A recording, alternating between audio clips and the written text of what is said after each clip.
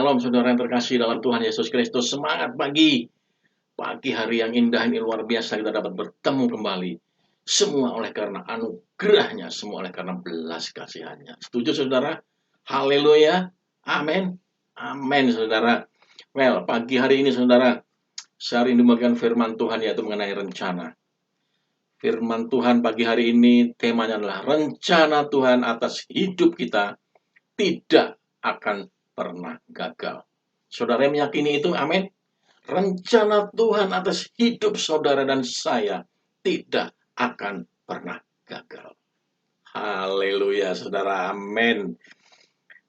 Kalau kita berbicara mengenai rencana Tuhan, siapa sih dalam kehidupan ini yang tidak memiliki rencana? Saudara saya selama ada di dalam dunia ini, hidup di dalam dunia ini, semuanya pasti memiliki rencana, impian, cita-cita, dan sebagainya, saudara, harapan-harapan. Namun, jadi masalah ketika semuanya itu tidak sesuai dengan yang terjadi. Cita-cita kita gagal, impian kita kandas, rencana-rencana kita pun gagal. Itu yang menjadi problem besar bagi kita saat ini. Itu yang menjadi masalah yang terbesar di dalam kehidupan kita saat ini. Betul? Nah, pagi hari ini saudara, kalau saya berbicara mengenai rencana terutama rencana manusia, saya tertarik untuk membahas yaitu kehidupan seorang tokoh di dalam Alkitab, seorang tokoh dalam Alkitab Perjanjian Lama. Yaitu siapa saudara? Ayub. Yes. Ayub ini adalah contoh yang sangat mirip dengan kehidupan kita saat ini, dengan cita-cita, rencana-rencana, impian-impian yang kita bangun saat ini, namun kandas dan gagal. Baik, kita lihat dulu. Firman Tuhan di dalam Ayub 42 ayat 1, saya akan bacakan. Ini adalah basicnya, saudara. Ini dasar tema dari firman Tuhan pada pagi hari ini. Ayub 42 ayat 1. Begini firman Tuhan bunyinya. Aku tahu bahwa engkau sanggup melakukan segala sesuatu dan tidak ada rencanamu yang gagal. Haleluya. Tidak ada rencana Tuhan yang gagal atas hidup kita, saudara. Namun mengapa Ayub bisa mengalami kegagalan dalam cita-cita dan impiannya? Mari kita kupas lihat, saudara. Kita lihat secara historis, secara singkatnya saja. Di dalam Ayub 1, kita lihat kehidupan Ayub sebelumnya, saudara. Dalam Ayub 1, Ayub pasal 1 ayat 1 sampai 3. Itu kalau kita lihat, nanti saudara boleh buka sendiri ya. Apa sih yang kurang dari Ayub nih, saudara? Dan apa sih sebenarnya cita-citanya mereka, cita-cita Ayub, rencana-rencana Ayub ke depan itu di dalam masa tuanya. Di dalam Ayub tadi saya katakan Ayub 1 sampai 3. Saya akan rincikan ya, saudara. Ayub itu adalah orang saleh dan jujur. Terus apa lagi? Dia punya 7 anak laki-laki dan 3 anak perempuan. Kemudian apa lagi? Punya 7.000 ekor kambing domba, 3.000 ekor unta, 50 lembu, 500 keledai betina, dan budak-budak alias pembantu-pembantunya, saudara, yang sangat banyak. Jadi kehidupan Ayub pada saat itu, saudara, dia orang yang saleh, jujur, takut akan Tuhan, dan kaya raya.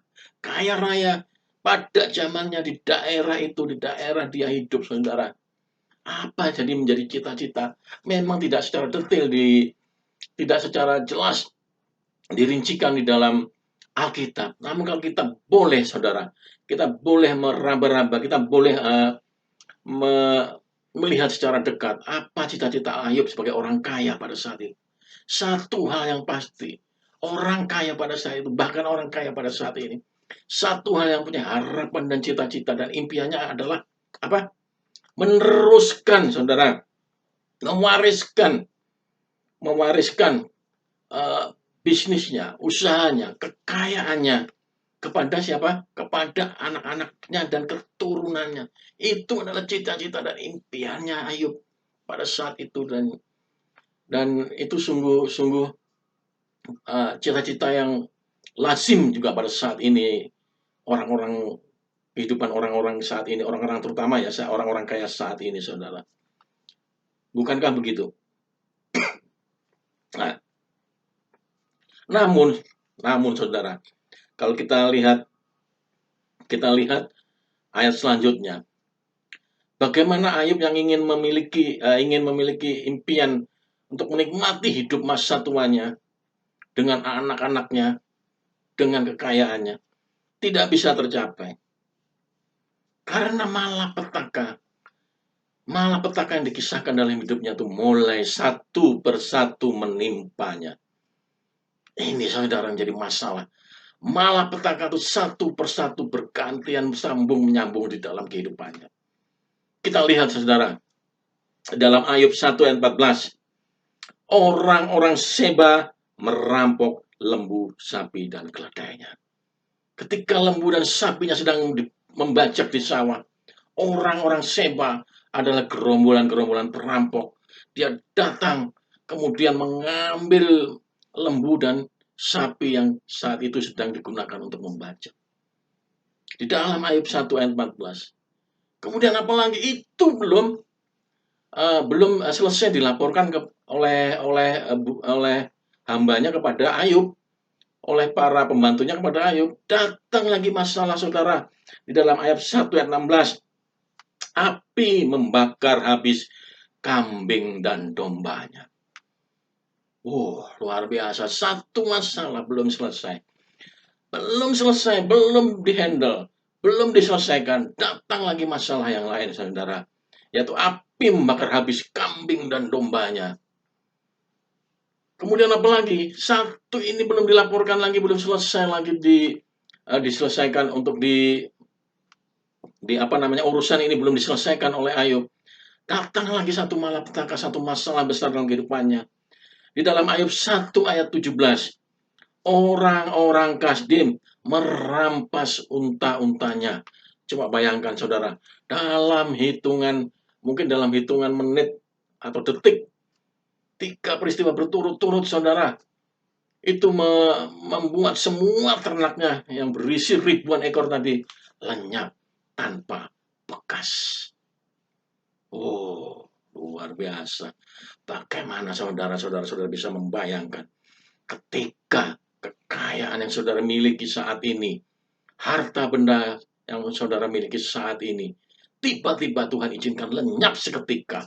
Saudara pasti akan stres, saudara pasti akan kecewa luar biasa, saudara akan bingung, saudara akan merasa putus asa dalam kehidupan ini.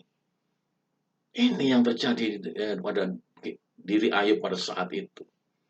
Nah, itu juga belum selesai, saudara. Satu masalah besar lagi datang. 3 masalah belum selesai dihandle, belum selesai untuk diurus. Datang satu lagi masalah besar dalam hidup Ayub. Apa itu? Ayub 1 ayat 19. Angin ribut tiba-tiba datang. Kemudian melanda rumah di mana anak-anaknya tinggal, merubuhkan dan menewaskan semua anak-anaknya. 10 anaknya mati dan meninggal semua pada saat itu. Inilah ada pukulan yang sangat telak bagi Ayub. Harta bendanya habis, keluarganya habis, tinggal istrinya, saudara. Istrinya pun itu kemudian mengutuki, bukan mensupport Ayub dalam kesusahan, bukan mensupport suami untuk bangkit dari kesusahan, malah ikut mengutuki, ikut mengintimidasi, sepertinya menyalahkan Ayub pada saat itu, menyalahkan Ayub dan menyalahkan Tuhan, saudara. Itu yang terjadi dalam kehidupan Ayub. Sungguh luar biasa, saudara. Harta benda habis, keluarga habis. Ini adalah sangat-sangat pukulan yang membuat titik kehidupan Ayub dari kehidupan yang pada saat itu kehidupan yang posisi tinggi menjadi pada titik yang sangat-sangat terendah. Ini saudara yang terjadi dalam kehidupan Ayub. Impiannya kandas, rencananya gagal total. Saudara yang terkasih dalam Tuhan Yesus Kristus. Dalam perenungannya saudara, dalam kehidupan titik rendahnya, Ayub mengeluh di dalam Ayub 17 ayat 11. Begini bunyinya firman Tuhan. Begini Ayub mengeluh. Umurku telah lalu, telah gagal rencana-rencanaku, cita-citaku. Jadi Ayub merasa pada saat di usianya sudah mendekati usia senja, cita-citanya, impian-impiannya kandas dan gagal total. Itu juga pernah kita alami saat ini mungkin. Itu juga yang saat ini kita sedang pikirkan dan kita saat ini sedang renungkan. Kita sudah umur sudah lanjut, mendekati lanjut seperti ini. Tetapi cita-cita, tidak ada pun satu cita-cita, impian-impian kita yang terjadi, yang kita harapkan terjadi dalam kehidupan kita. Sepertinya hidup kita ini menjadi hidup yang sia-sia. Apa yang kita bangun, apa yang kita susun sejak lama, sejak masih muda, tidak ada lagi kebanggaannya, saudara. Bahkan tidak ada lagi menjadi kenyataan dalam hidup ini. Kita menjadi hidup yang tanpa arah. Itu saudara yang terjadi dalam kehidupan Ayub juga. Nah, saudara. Namun saudara, ada hal yang menarik. Hal yang menarik. Satu hal yang menarik. Pada suatu titik, kemudian Ayub menyadari, saudara. Ayub menyadari bahwa rencananya, mimpi-mimpinya, cita-citanya boleh dan bisa gagal. Tetapi rencana Tuhan atas hidupnya tidak pernah gagal. Haleluya saudara. Saya mau katakan satu hal kepada saudara saat ini. Bila rencana-rencana saudara yang saudara susun sudah lama, impian-impian yang saudara sudah rindukan sejak lama, kandas dan gagal total saat ini.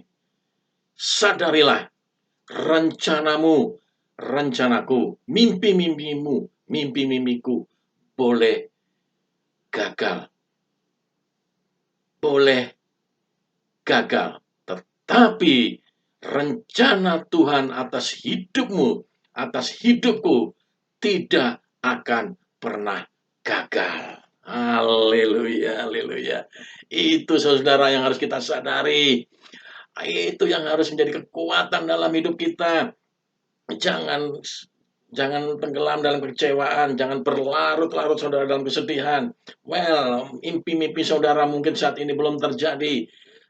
Cita-cita saudara belum terjadi, rencana-rencana saudara banyak yang kandas dan gagal. Satu hal yang saudara harus sadari, rencana Tuhan atas hidup saudara tidak akan pernah gagal dan tidak akan bisa gagal bila saudara sadar dan mengikuti rencana Tuhan di dalam kehidupan saudara. Amin, saudara. Amin. Haleluya, haleluya. Nah, karena apa, saudara? Karena apa? Satu hal yang Ayub tulis di dalam Ayub 23 ayat 14. Begini bunyinya. Karena Ayub menyadari bahwa rencana Tuhan itu adalah rencana yang harus terjadi dalam kehidupannya. Maka dia berkata begini. Karena ia Tuhan, akan menyelesaikan apa yang ditetapkan atasku. Tuhan sudah menetapkan kehidupan Ayub untuk lebih baik. Sehingga bila saat itu rencana yang awal, impian-impiannya awal, cita-cita yang awal, gagal total, kandas, dan tanpa bekas, saudara. Percayalah Tuhan sedang menetapkan hidup Ayub untuk kehidupan yang lebih baik. Itu kuncinya, saudara. Ayub berkata demikian karena ia sadar akhirnya bahwa apa? Bahwa Tuhan akan menyelesaikan Tuhan akan menyelesaikan apa yang ditetapkan atas dia, atas hidupnya. Begitu juga Tuhan juga akan menyelesaikan apa yang Tuhan sudah tetapkan atas kehidupan saudara dan saya.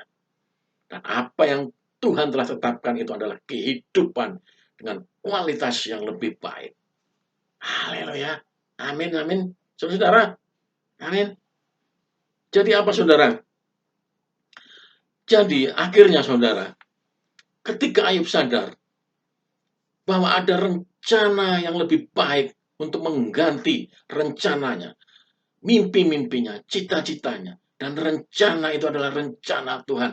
Saudara bisa baca, saudara, di dalam kehidupan Ayub selanjutnya dalam 42 ayat 5. Apa sih rencana Tuhan di dalam kehidupan Ayub?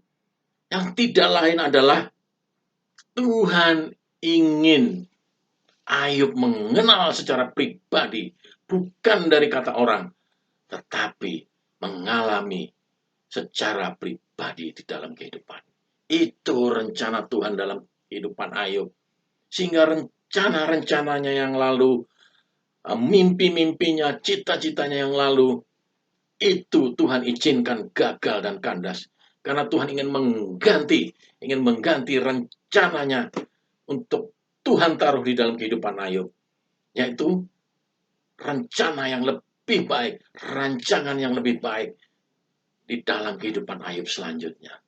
Amin, saudara. Amin. Percayalah, saudara. Percayalah. Sekali lagi saya katakan, percayalah.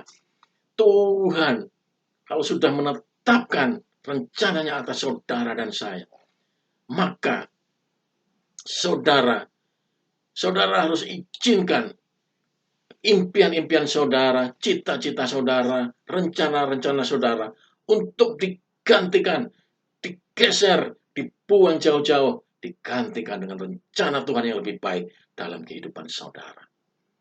Amin, saudara. Amin. Dan apa yang terjadi, saudara bisa lihat kehidupan Ayub selanjutnya, saudara.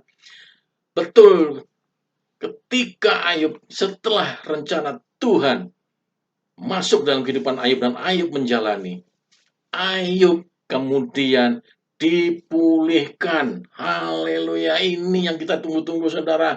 Ketika impian kita, rencana-rencana kita, cita-cita kita kandas dan gagal, kita menunggu Tuhan memulihkan rencananya atas hidup kita. Amin. Dan saudara, bonusnya apa, saudara? Saudara bisa lihat dalam kehidupan Ayub selanjutnya dalam Ayub 42 ayat 12 sampai 13. Ini bonusnya, saudara. Ini bonusnya. Ketika Ayub dipulihkan, maka dia kehidupannya diberkati lebih daripada hidup selanjutnya. Hidupnya yang dulu, saudara. Hidupnya sekarang lebih diberkati daripada hidupnya yang lalu. Amin. Daripada kehidupannya yang lalu, kehidupannya yang sekarang lebih diberkati. Itu adalah bonus dari ketika Tuhan memulihkan kehidupan saudara dan saya. Amin. Jangan saudara larut lagi dalam kesedihan, dalam kekecewaan. Ikuti saja rencana Tuhan, ikuti prosesnya. Karena ketika Tuhan sudah menetapkan rencananya dalam kehidupan saudara dan saya, itu adalah rencana yang paling terbaik. Karena Tuhan sedang memulihkan rencananya atas hidup kita. Dan bonusnya, saudara, kehidupan saudara dan saya akan jauh lebih baik dari kehidupan saat kita atau saat masa lalu kita atau masa saat ini, di mana kita sudah mau melepaskan, melupakan mimpi-mimpi, cita-cita, rencana-rencana kita, dan kita gantikan dengan rencana Tuhan dalam kehidupan kita. Amin. Amin, saudara. Jadi, sekali lagi, saudara, Ayub mengatakan di dalam, aku tahu bahwa engkau, dalam Ayub 42 ayat 1, aku tahu bahwa engkau sanggup melakukan segala sesuatu, dan tidak ada rencanamu yang gagal. Tuhan sanggup melakukan segala sesuatu, termasuk menggantikan mimpi-mimpi saudara, cita-cita saudara, harapan-harapan saudara, dengan rencananya yang lebih bagus dalam kehidupan saudara. Dan itu kalau saudara mau terima, mau respon, maka rencana Tuhan yang baik itu tidak akan pernah gagal dalam kehidupan kita. Haleluya. Amin, saudara. Amin. Terakhir, saudara, terakhir. Mari kita katakan pagi hari ini, ya Tuhan, rencana-rencanaku, mimpi-mimpiku, cita-citaku boleh dan bisa kandas dan gagal. Tetapi rencanamu atas hidupku tidak akan pernah gagal. Haleluya, haleluya. Kiranya firman ini memberkati saudara dan saya. Shalom, selamat pagi.